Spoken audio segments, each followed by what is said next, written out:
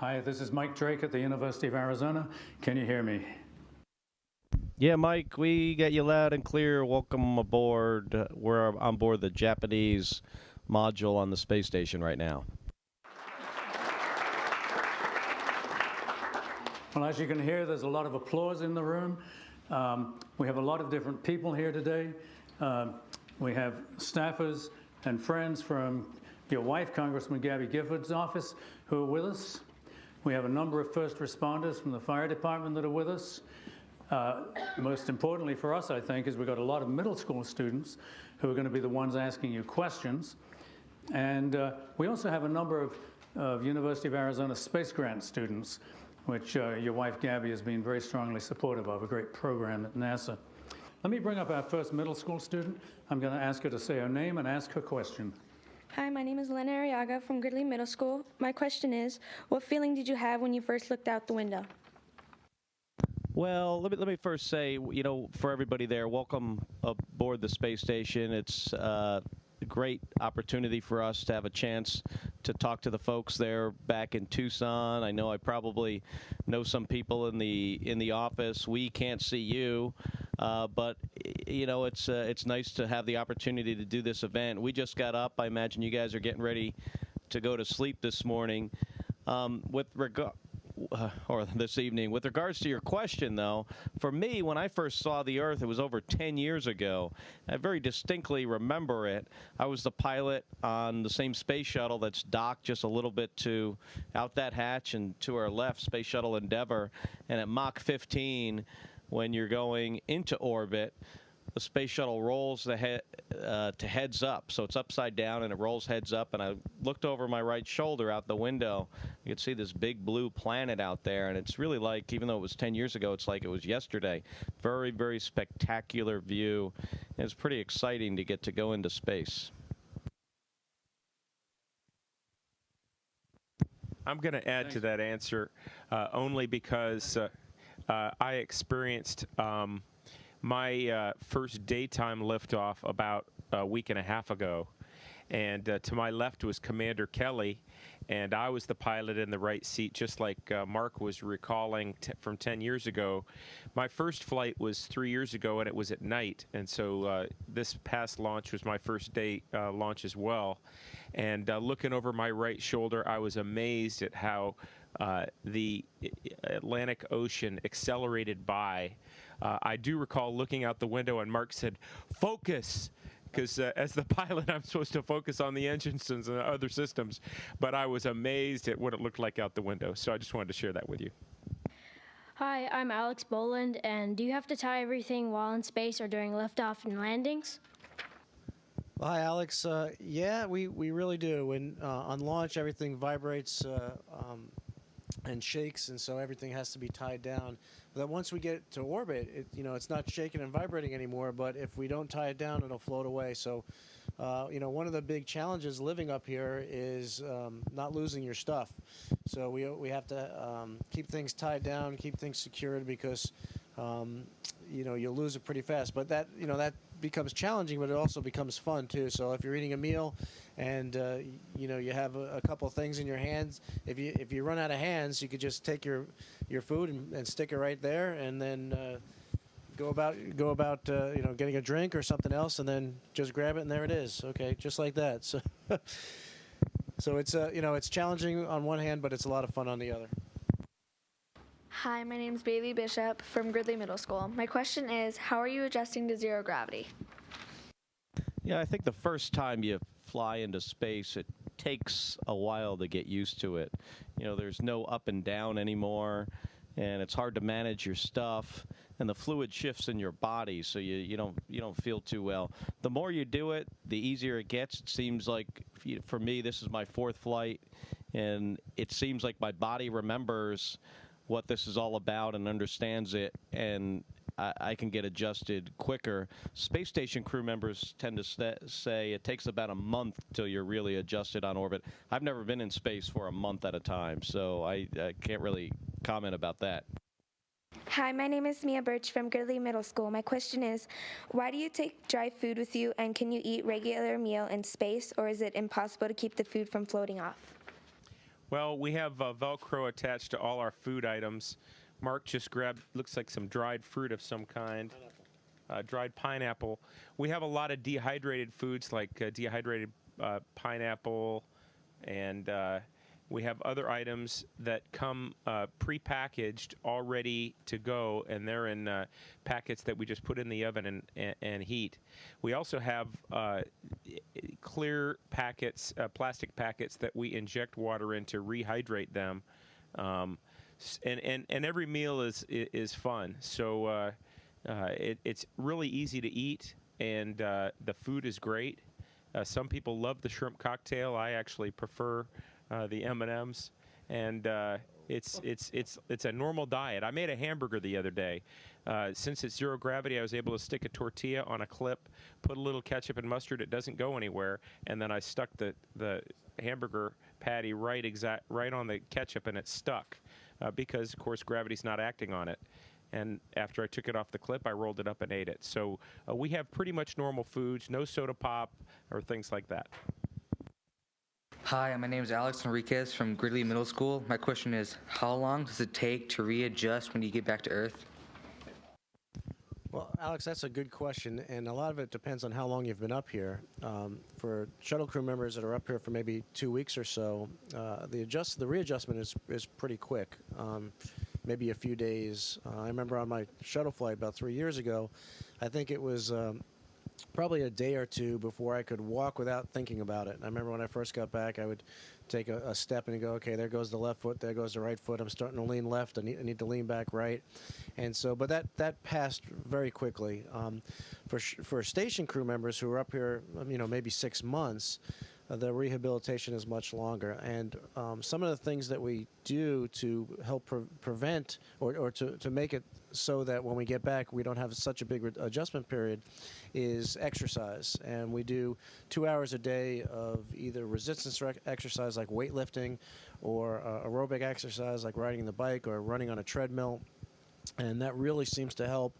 It helps us in our adjustment when we come back to Earth, and it also helps prevent some of the or slow down some of the processes of just living in space, like losing some of our bone mass and our muscles weakening and things like that. So it helps to counteract that.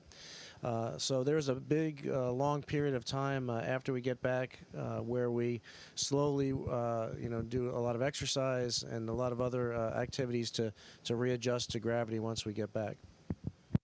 My name is Shera Bush, and I'm from Gridley Middle School. My question is, how do you sleep in space? Well, you could sleep just kind of floating around. The problem with that is you'd bump into other people and you'd wake them up. And then you might not have any idea where you're going to go to on the space station. It's a really big place. So what we do is we sleep in a sleeping bag. It has a bunch of straps and hooks, and you can tie it to the ceiling or to the floor or the wall. Last night I slept on the floor of the flight deck of the space shuttle. Mike Fink, one of our crew members, was sleeping on the wall downstairs, and sometimes people will sleep on the ceiling. It takes a while to get used to sleeping in zero gravity. There's no pressure on your body. My first night in space 10 years ago, I got in my sleeping bag, and then I immediately rolled over on my side like I would in bed, and then thought to myself, well, this is kind of dumb because there is no side, because there is no up or down. So you might as well just stay in the position you're in. Hi, my name is Kristin Bassett, and I'm from Gridley Middle School. My question is, how is growing plants in space different from growing them on Earth? Kristin, that's a really good question because we're actually doing that. And we're trying to figure out the answer to that question, really, and what effect gravity has in how plants grow. And one of the things we're trying to do is remove, because we're in space and because we're in this what we call microgravity environment, we can eliminate gravity from the equation, and we can see how plants grow without gravity, and that helps us to better understand the process of plant growth, which helps us understand how crops grow and how we can make more food. And so one of the things that we're doing is we're looking at what factor gravity plays in a plant's growth and how that compares to things like moisture in the soil and chemicals that are used for fertilizers and things like that. And you know, a lot of the research that we do is so that we can go farther and farther into space. And you know, when we go to Mars and beyond, you know, we're going to have to grow our own food in order to do that. And so that's a very important part of the research that we do up here. But you know, on the one hand, we're trying to discover how to go further in space, but we're also helping, you know, all the people on Earth as well as we grow, you know, figure out how to grow crops in areas that are stricken with drought and, you know, areas that don't have really good soil. And so there's a lot of experimentation that we do to look at the effects of gravity. And we also have, you know, cameras on the space station that look at crops throughout the world and evaluate how they're growing over time so that we could better understand that process. So very good question. Thank you. Hi, my name is Nora Thompson from Gridley Middle School, and my question is, how can you create gravity on the space station? If you've watched any science fiction movies, you might have seen rotating spaceships, large rotating spaceships, and that would really be the only way that I can think of to artificially create gravity. We really don't know exactly what gravity is, so that's one of the problems, but we do know that by rotating a large object, we can create the sensation of gravity. Now, the space station, although we're pretty much stationary in space with relative to the Earth, so we feel pretty much zero gravity, we are slowly rotating as we orbit the Earth every 90 minutes. And so one of our fellow comrades, an Italian astronaut, he can actually sense that feeling where one side of the space shuttle has just a little bit of a drift up, and way at the far end of the Russian side, it has a little bit of a drift down as we gradually rotate around the Earth. So I would say we possibly are experiencing that now. Some of us don't necessarily believe that's true, but if you really rotate the vehicle quickly, we'd be able to kind of have an artificial sense of gravity. Hi, my name is Emily Jonathan from Gridley Middle School. My question is, what do you do with waste in space, and how do you recycle in the shuttle? A space shuttle mission's only about 2 weeks long. We're going to land on flight day 17, so we bring home all our garbage. It gets recycled on the ground. We separate it a little bit just because of areas. We want the wet stuff together and the dry stuff in a different spot. But on the space station, they've got a bigger garbage problem, so I'm going to turn that over to Ron. Maybe he's got some comments. Well, some of the garbage, like just the things that we make, like packaging material and leftover food and stuff like that, we actually have cargo ships that come up and deliver goods to us, and then when they go back to the Earth, they actually burn up in the atmosphere. And so before they leave, we pack them full of as much garbage as we can. But on a space station, you know, it's very, very expensive and very difficult to bring up supplies. So whatever we can produce ourselves, we want to do that. So water, for instance, it's very difficult to bring up water. So the water that we have, we want to use over and over again. And so when we go to the bathroom, the urine that is captured by our toilet basically is recycled, and some of the condensation in the air that the air conditioners capture is also recycled, and then we drink that. So it's a interesting process. And again, you know, when we go farther and farther in space, we're not going to be able to launch with as much water as we'll need to go to Mars, for instance. So we'll have to recycle that. Hi, my name is Leo Barelles from Gridley Middle School. My question is, why are the space shuttles and space stations so white? Do you mean, like, why is it the space shuttle white on the outside? Yeah. Yeah, I don't know. I imagine it has to do with, you know, when we designed it, early on we designed spacecraft, and we made the Saturn a white rocket. It certainly could be a different color. When you're outside of the Earth's atmosphere and in the sun, it gets really, really hot. and in the shade it gets really, really cold. So I imagine because of the thermal properties and the need to reject heat inside the space shuttle, we also have a lot of electronics that make heat. So you want the outside to be a little bit on the cooler side so you don't have heat buildup. So that's probably why we chose white as the color. If you notice, black pavement there in the summer, especially in Tucson and in Arizona, where it gets really, really hot, that stuff is a lot hotter than the white stuff. So white would be a good choice. The space station actually isn't white on the outside. A lot of the panels are aluminum. Part of the Russian segment is kind of white. It's got solar arrays that are orange. Sometimes they look a little bluish, and some radiators. So the space shuttle's more multicolored. Yeah, we also made the original external tank. We painted white, and I don't think we had even a good reason to do that. Eventually, we took the paint off to save weight. It was about 1,000 pounds, I think, of weight, and now it's orange. Hi, my name is Amanda Duncan from Gridley Middle School. My question is, can you see signs of man-made or natural disasters from space? Amanda, you can, and that's one of the really good things about being up here and having this vantage point to see our planet from. And one of the most recent ones is the flooding in the Mississippi River, and we were able to take pictures of that and kind of document over time the changes to the river and the effect in the surrounding communities. And so, volcanoes, hurricanes, pollution, all those type of things that are affecting our environment, we can monitor, we can watch, we can keep track of up here, and it's really interesting to see that and to see the good things and the bad things, and see how man-made effects on our planet are making some changes that some of them good and some of them bad. So it's good to keep track of that, and it's a wonderful place to do that from. Hi, my name is Jessica Luna from Gridley Middle School. My question is, what is a typical day like on the space shuttle? Well, a typical day on the space shuttle is we all have a particular wake-up time. Right now, our wake-up time is about 12 hours shifted away from yours. We just woke up, and you're probably starting to think about going to bed tonight.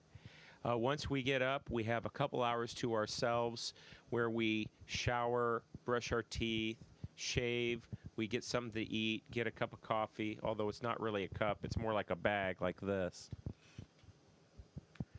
And then we look at our schedule for the day. On the space station, they're given a schedule. We're also given a schedule on the space shuttle, and we do our various tasks. They might be spacewalks. They might be filling a water bag. They might be operating the robotic arm, or it might be moving water from one place to another. But we have various tasks. They allow times for meals. They allow times for exercise. And then prior to sleep, we have another couple hours that we can kind of get our stuff together, get a little free time, look out the window, and then we go to bed. On the space shuttle, most of our schedule is very, very regimented and structured and busy for the entire time we're here. We kind of compare it to like a sprint, a fast-running race. Whereas on the space station, and I've never been assigned on the space station, because they're going a little bit longer duration, I think they do get a few weekend days off now and then. With just Ronnie here, I'm sure he's not going to get as much time off as he wants, but they view that more as like a marathon. And so that's pretty much a typical day in space. Hi, my name is Krizek from Gridley Middle School, and my question is, do you exercise or run in space?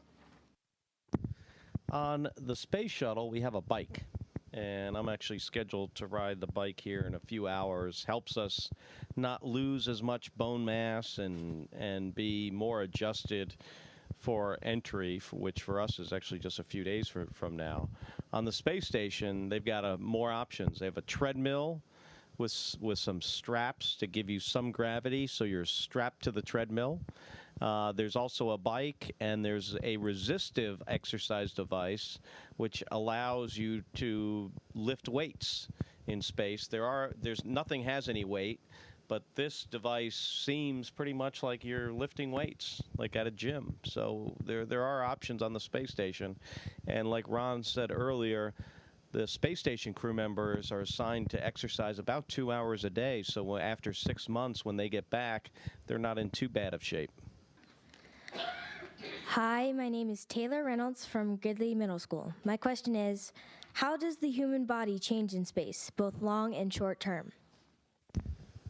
Well, you know, the human body is an amazing thing, and it really adapts very quickly to any environment that it's in. And, you know, very quickly after you get to space, your body starts to adjust, and that's a good thing. But some of that adjustment is not that good. So one of the things that your body realizes is it doesn't really need a skeleton anymore, and so you start losing a lot of the mass in your bones, the density of your bones. You don't need the muscles in your legs as much, so you start to lose those.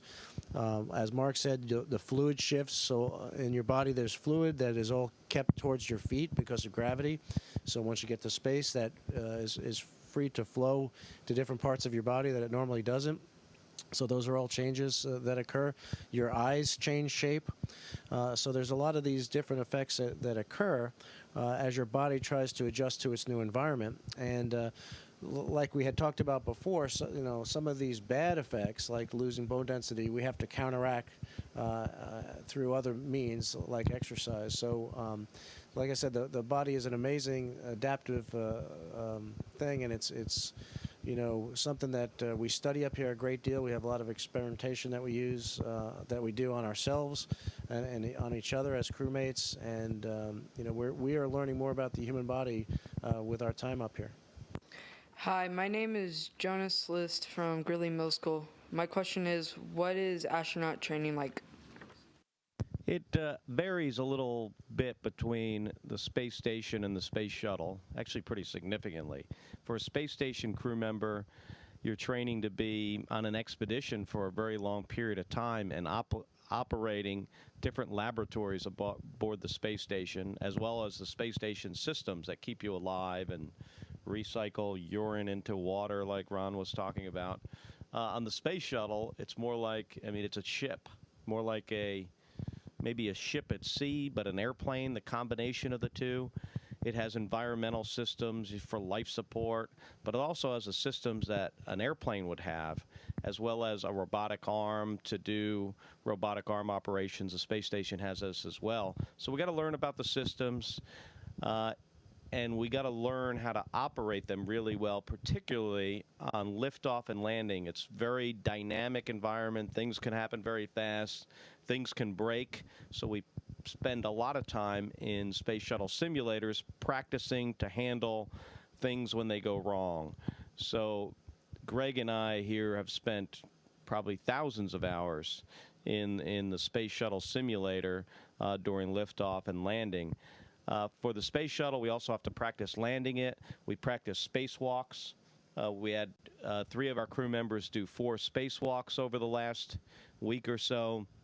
They spent a lot of time in a very large pool in the spacesuit that provides some neutral buoyancy, so it's similar to the spacewalk. We practice robotic arm operations. We're in a classroom, kind of like you guys might be at your middle school. So it's very varied. And it's really a great job. Hi, my name is Maddie Shaw from Gridley Middle School. My question is, how do you shower in space? Well, thanks, Maddie. We don't have a shower. Skylab, after the Apollo program where we went to the moon, actually had something that was like a shower, and I think worked pretty well. On the space station and space shuttle, we don't. So we take a bath kind of like somebody would if they were in a hospital bed. I mean, with a towel and water and soap on it. You rub it on yourself, and then you wipe it off later. So it's not the greatest shower, but you know, it works. It works for 2 weeks for us, and it'll work for 6 months for Ron. So that's a very good question. Before we go, I wanted to congratulate the University of Arizona on their new project, and I can't remember the name of it. We just saw it in the news since we launched on the 16th of May, but their project to visit an asteroid. That's you know, very exciting.